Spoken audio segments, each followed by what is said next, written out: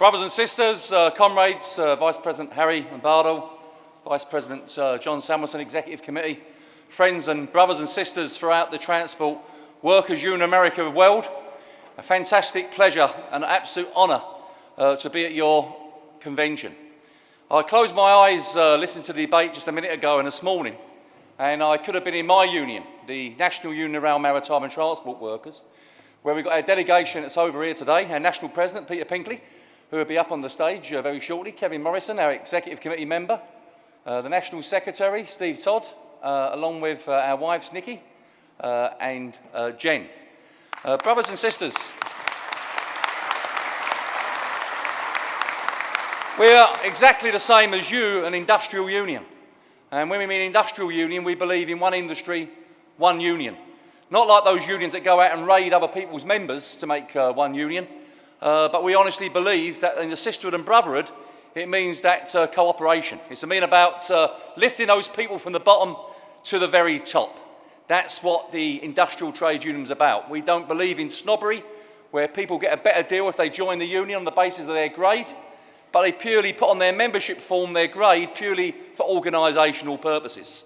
Just to give you a small brief history of our union is a combination of two industrial unions. That's the National Union of Seamen and the National Union of Railway Workers, who come together on September the 10th, 1990. 23 years ago, the two unions come together. Some say, what's the seafarers and the railway workers, why did they come together? There was a natural merger.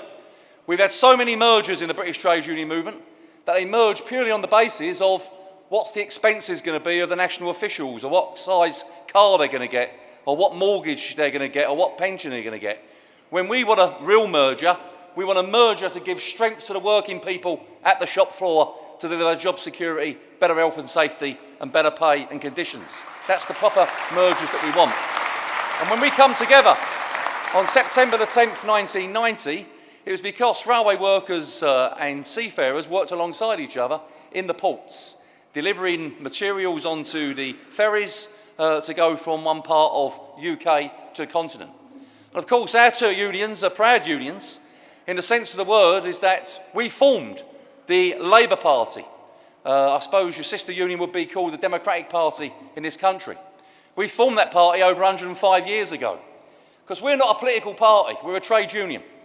We represent every walk of life in our trade union. Anyone of any political persuasion is allowed to join, except for those who attack people for the colour of their skin are not wanted in our union, and those who attack people for their sexual orientation are not wanted in our union. We believe that real sisterhood and brotherhood is looking after working men and working women. And when we come together as a trade union, our job at the end of the day is to represent the work people. That's when someone goes to work, they go home in one place, uninjured, unarmed, and go back to their families. Second, get the best possible pay and conditions for them, the best leisure facilities, but when they retire as well, dignity and respect in old age. Of course, all these things are hard to achieve when you've got an employer, and the employer's about one thing and one thing only, in this country and around the world, is making a profit. They see it pretty simple. If they can keep our wages and conditions down, their profits go up. And if we can push our wages up, their profits go down. So it's simple. Whoever's top dog at the workplace will be the successful one. Either we're better organised than the bosses, or the bosses are better organised than us. And this is the world we're living in at the moment. We're living in a world in Great Britain where in 1979, when Thatcher got elected, the amount of people in the trade union movement was 57% of the adult population, but more importantly, 82% of people were covered by a collective agreement. Do you know what it is now? It's down from 12.9 million, the membership of the trade union movement in Great Britain, down to below 6. And the actual amount of agreements that are covered by people in Britain at the moment is just 31%. That's what's taken place. And the escalation of it took place when that woman called Margaret Thatcher come along and twinned with the axis of evil Ronald Reagan to say there's going to be a new world order. That new world order was to do two things, was to create mass unemployment on one side and emasculate workers on the other by holding them down with repressive anti-trade union legislation which stopped them from fighting back. And of course, what we've seen now is that we've seen what globalisation's all about. You see, globalisation could be a fantastic thing. Globalisation, for example, could give us the Norwegian rates of pay, which are the highest in the world. It could give us the Danish social rights, maternity pay and maternity pay, which are the best in the world. It could give us, with our friends from Australia, who are here this week as well, the Maritime Union of Australia Agreement, where protecting people on the shores of Australia means that unless an employer that wants to sail ships from any port in Australia must have a collective agreement with the trade union, it can have all that. But of course it doesn't want that. What globalisation means to big bosses is it wants you to pay for their crisis. Because under this recession, some people will say, ain't it really bad out there? Well, it's not really bad for those 3% at the top. Because you see, under this system that we're under, the 3% at the top are doing really well. They've seen their living standards through this recession in the last 6 years go up by 35%, where workers have seen throughout the world a decrease of something of 15 to 16%. Why is it? Because it's pretty simple what globalisation means. It means that if a worker in the Far East makes a suit for a bowl of rice, then there's two options. You either go to a swanky tailor's down in New York and say to a tailor, how much do you earn? And if he or she earns $1,000 a week, there's two options. Either you pay the person in the Far East the same amount of money to produce the suit, or you say to that swanky tailor in New York that you've got to work for a bowl of rice as well. And the bosses have picked a bowl of rice because the amount of money that's saved in between goes to the employers in profits. So they've got to drag you down to a bowl of rice as well. And once they get you to a bowl of rice, then the system's going to be pretty simple. It's half a bowl of rice and slavery. So who stands in the way, really, of slavery and decency? The only people that stand in the way is an organised trade union in the workplace and those people in the political spectrum that's prepared to roll their sleeves and arms up for working men and working women. And therefore, brothers and sisters,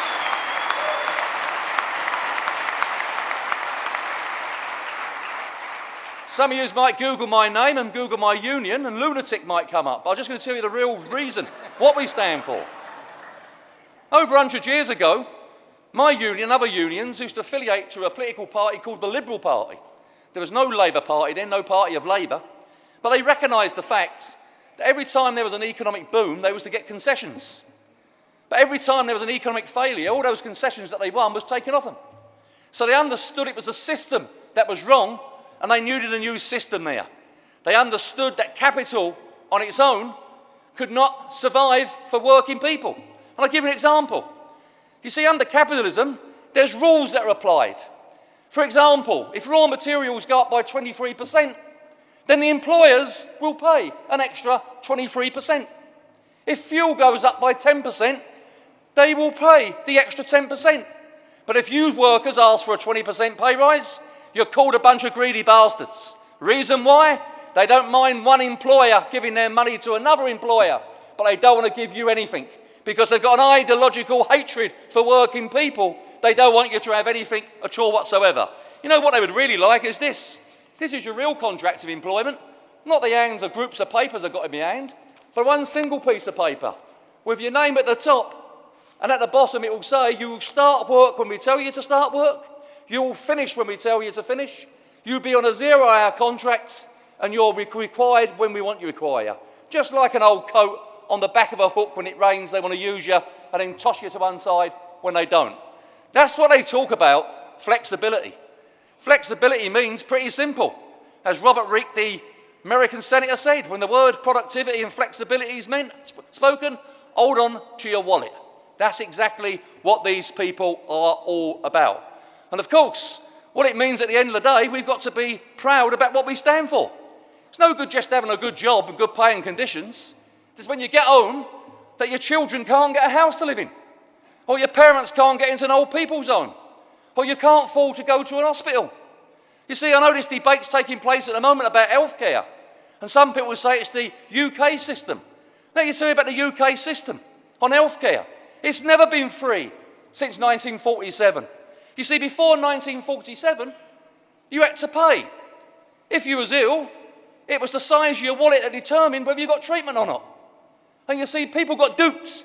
In World War II, the people that went to war from 1914 to 1918 come back to poverty, no housing, social disease like tuberculosis, no proper comprehensive education, no decent national health service. And what they understood then was there was a mass depression. But you see, 39 to 45 was a different war. It was a war against fascism. For all the very evils that we stand for, there's a trade union movement. Proud men of this country and women in the war effort and proud men in our country went out and stopped Hitler. You see, when Hitler was stopped, it gave a total new reason for people when they come back to work. When they come back in 1945, they weren't going to be duped again. They said, for example, my father, who was bullied by a foreman in a factory, bullied before 1939, when he come back from war, he said, this same bully of a foreman said to my old man, go and do this, Crow, and go and do this, Crow, and go and do this, Crow. And he said, I'm not doing it no more. He said, you will? He said, I'm not frightened of you anymore. He said, me and my mates just beat Hitler last week. You're the last of my worries, I can tell you. And it had a new self of determination and belief. And within 5 years, 2 million social homes were built. Comprehensive education. I heard the mayor say this morning, quite rightly so, about kids being taken to the kindergarten at 2 and 3 years of age to have extra tuition before they start school. Because it's no good telling me that people are born in this world equal. We've got this mayor of London, different to the mayor of Las Vegas, called Boris Johnson, who went to a university and a high school which is called Harrow and Eton, where the actual cost there means that you afford three kids in one classroom with one teacher. The best teachers in the country with smaller classrooms so they can give them the attention. Don't tell me that people are born equal into this world, where in parts of London there's 46 children in a classroom with one teacher. In other parts of the country there's one teacher to 3 children if you can afford it. Those same people go on to the universities and they network and they get the CEO jobs and they get all the best jobs and they expect working people to run around after them. And of course, the National Health Service, the debatable issue is pretty simple. You pay.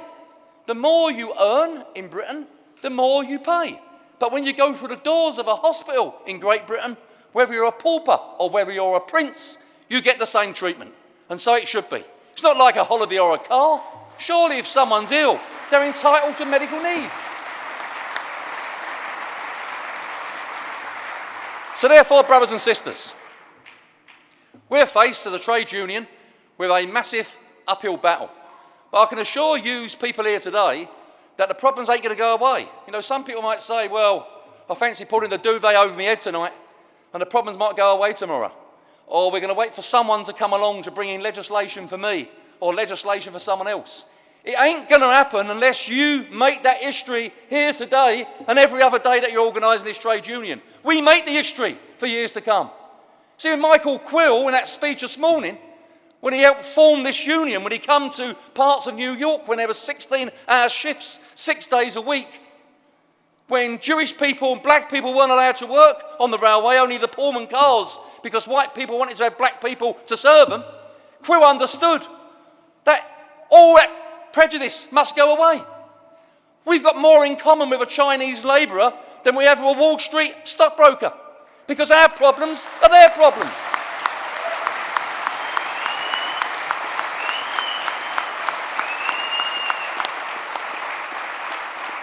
And we have to understand our strength. You can't tell me when people say it's a free state to work in. It's not a free state to work in at all, right to work state. It's a right not to go on strike. Tell me that people ain't got the right to withdraw their labour. Of course they should be entitled to withdraw their labour. When they shut a factory down or they shut a terminus down, they don't ballot the workforce and say, should we shut this factory down or not? They shut it down. So why can't workers secure their own employment by taking industrial action? Why is it that workers in New York ain't allowed to be given a contract and they're told that both their arms are tied behind their back so they can't fight back? New York workers should be allowed to have the right to strike, and if they had the right to strike, they'd have a contract now which they could be proud of.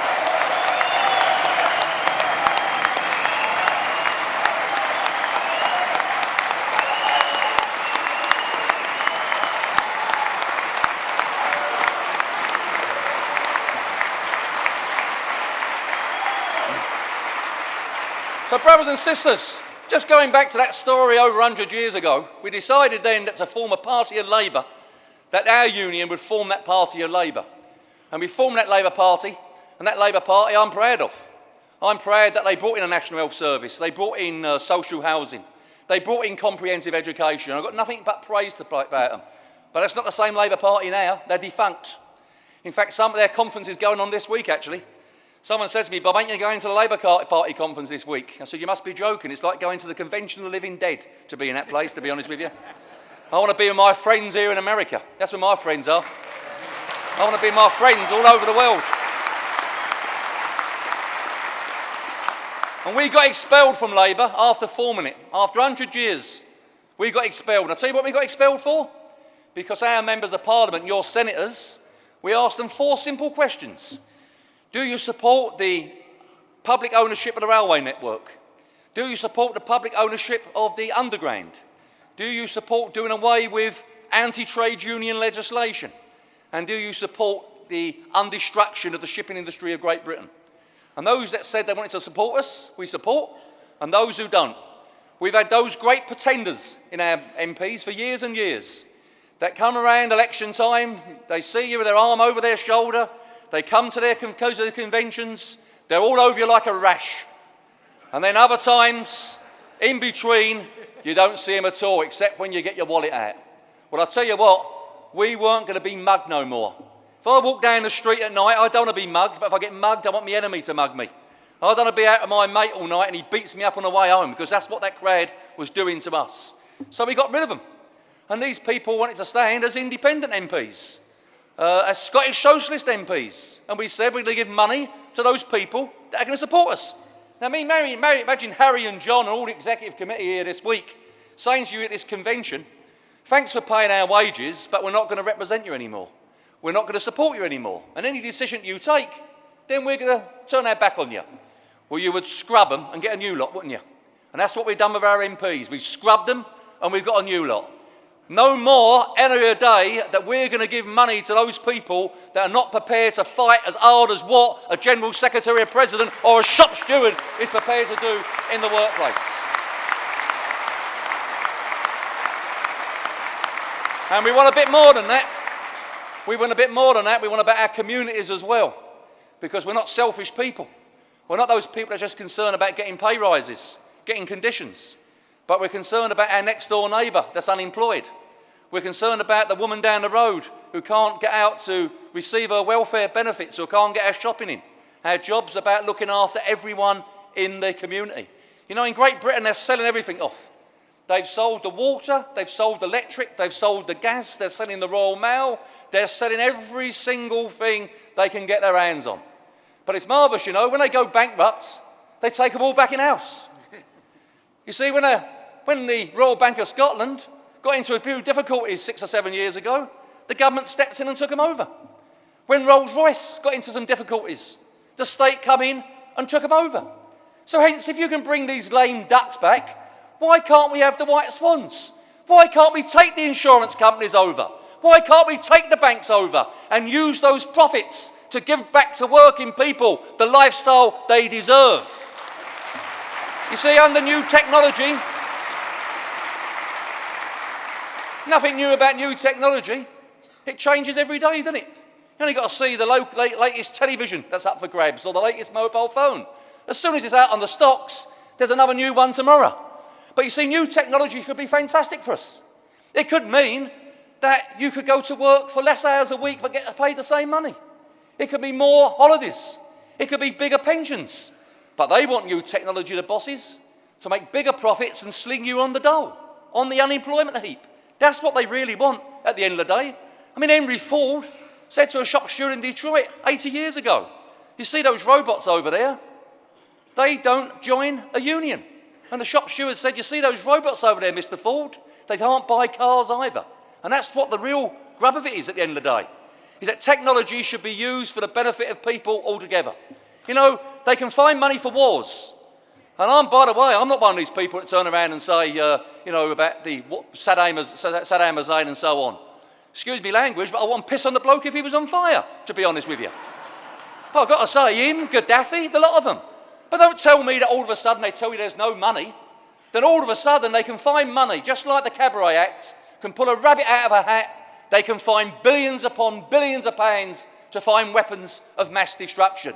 Well, let's go for a war against poverty. Let's go for a war against illiteracy. Let's go for a war out there to give working people all the things that they benefit throughout the world. And therefore, brothers and sisters, I want to conclude with these remarks. You know, it's probably that this may sound a bit of a dry joke to you. This is the God's honest truth what happened to our utilities in Britain. You see, under the utilities in Britain, they weren't just sold off. It meant, for example, that the state still owned the shares in them, but people could operate them. For example, electricity now can be run by gas companies. Water can be run by electricity companies. And this is the God's honest truth what happened. I was home one day in the garden, knock on the door, and it was the London Electricity Board. And they said, Mr. Crowe, bloke with a clipboard, he said, we're selling gas. I said, excuse me. I said, I thought you said you're from the London Electricity Board. He said, under privatisation, we're allowed to sell gas now. So no thanks, I'll have the electricity board to be run by electricity. Very next night, God's honest truth, bang on the door, it's the gas man, British Gas. Mr. Crowe, he said, we're flogging electric. I said, that's strange, I had the electric man flogging gas last night, and now the gas man's flogging electric. No thanks, I said, I'll stay as my own. God's passed me. A week later, knock on the door, it's Thames Water. So what do you want, mate? He said, we're flogging electric. I said, you're flogging electric. Now, when I went to school, I was told that water and electricity didn't meet. But I'll tell you what, it mixes all right when these lot make profits. That's for sure. And that's what it's all about at the end of the day. So, brothers and sisters, what we're about is an organisation of working people that come together. I'm a track worker myself, from London Underground for 36 years. There's workers who are going to be speaking throughout the course this week. A good friend and brother, Joe O'Flynn, from SIP2, and Tony Sheldon from Australia will give you right around the globe the same kind of problems that are taking place. Organised labour versus organised capital. Simple as that, brothers and sisters. Either we're stronger than them or they're stronger than us. And to fit all that in there, a new International Transport Federation headed up by Paddy Crumlin and Steve Cotton, who, yes, some people might say that the ITF are bureaucracy. Well, the RMT's a bureaucracy, and the SIP2's a bureaucracy, and the Transport Workers Union of Australia is a bureaucracy, and the Transport Workers Union of America is a bureaucracy. But we want a bureaucracy that's going to work on behalf of working people, not work against working people. That's the kind of bureaucracies that we want. So therefore, brothers and sisters, I'm absolutely proud that I'm at a conference where Michael Quill spoke. Absolute pleasure to walk past his statue here yesterday for the tributes to Michael Quill and the other industrial trade union leaders. I know for a fact in Transport Workers for Union that if I was in this country working in the transport industry, this would be my union that I would join and my union I want to play in. I'll make it quite clear. I operate on the basis of militant trade unions at the workplace. I can't give two monkeys about any boss's agenda. The only agenda that I want to run forward is for working people, and I salute the Transport Workers Union of America.